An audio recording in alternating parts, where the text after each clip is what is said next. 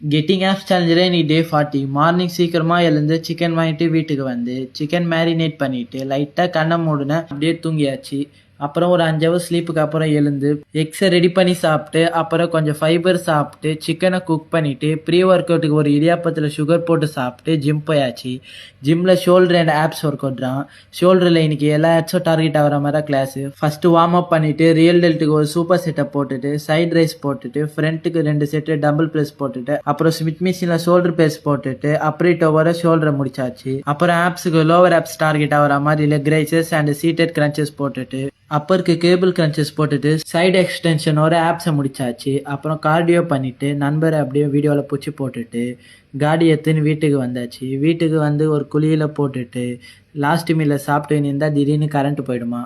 5 நிமிஷத்தில் கரண்ட் வந்தோன்னா மோர் அடிச்சுட்டு எடிட் பண்ணிட்டு தூங்க போயிட்டேன். புதுசாக ஃபாலோ பண்ணிக்கோங்க. நாளைக்கு வீடியோவில் பார்க்கலாம். Bye guys.